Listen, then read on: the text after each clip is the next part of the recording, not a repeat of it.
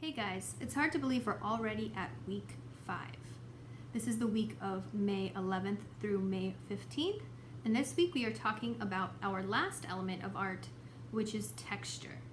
Texture is the way art feels to the touch or appears to feel. And there are two different kinds of texture. There is actual texture, which is tactile, which means that you could physically reach out and touch it and it would have a feeling such as smooth or bumpy or rough. Some artists who work with actual texture would be Jackson Pollock and Vincent van Gogh. Now, Jackson Pollock would splash and drip and splatter paint all over his canvas and then allow it to dry in big, thick lines and blobs. Vincent van Gogh painted with thick brush strokes that you could literally reach out and touch. Now, the other kind of texture is called visual texture. Visual texture is when an artist simulates texture by drawing or painting so realistically that you think that there is texture there. It almost seems like you could reach out and touch it, but it is just an illusion. It's just part of the drawing or the painting. Now, some examples of visual texture would be this painting by Salvador Dali, where you can look at the curtains and see how realistically they look, also the way the fabric hangs on the young woman's body. This painting of a diner called Ralph's Diner by Ralph Goings, who was a photorealistic painter. This is actually a painting, but it's painted so realistically, and he does such a good job creating the texture of the chrome and the texture of the ceiling and the texture of the diner seats that it almost looks like a photograph. And then this famous painting that you can actually see at the Art Institute of Chicago by artist Gustave Caillebotte, and you can see the texture of the rain-soaked street and cobblestones. Now that we know a little bit more about texture, let's look at some texture around our own homes. So before we get into this week's art activity, I want you guys to just take a look around your apartments and your houses, your yards if you can safely go outside, and just look for different kinds of actual texture. So take a look at the walls, take a look at the shelves, take a look at the windows and see what you can find. What sort of textures do you see? What sort of textures do you feel?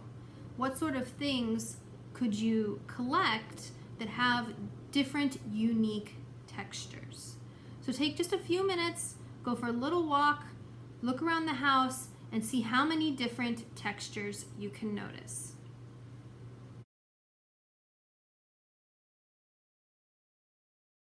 And we are back, boys and girls. This week's activity is for 5th through 8th grade, and we are going to be drawing some visual texture. All you're going to need for this project is a piece of paper. I'm just using computer paper, a pencil, and you might need a ruler or a straight edge depending on what sort of texture you are making. So the first thing we are going to do is we're going to fold this paper in half. So fold it in half one way, and then fold it in half the other way. So what we want is 4 rectangular boxes. Now in each one of these boxes, I want you to select a different texture to draw. All right, so you can see behind me, I have already drawn one texture. I've done a brick texture here.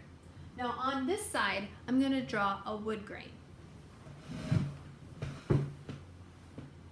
So what I'm going to do is I just sort of draw curvy lines, like the kind you would see in a wooden desk or a wooden table.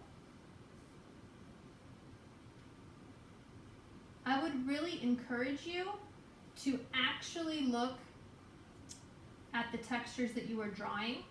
So if you're going to do a wood grain, look at your wooden floor. If you're going to do a brick wall, try and find a brick wall in your house. But for the sake of this demonstration, I'm just kind of winging it. So wood grain kind of has lots of curvy lines.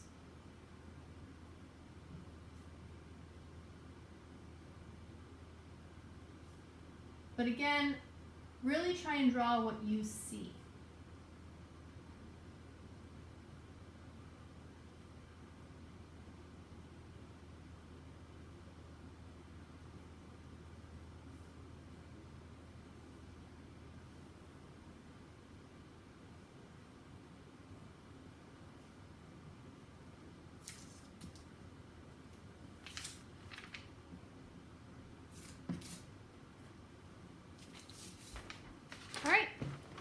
So I'm gonna hold this up so you can see it a little bit better.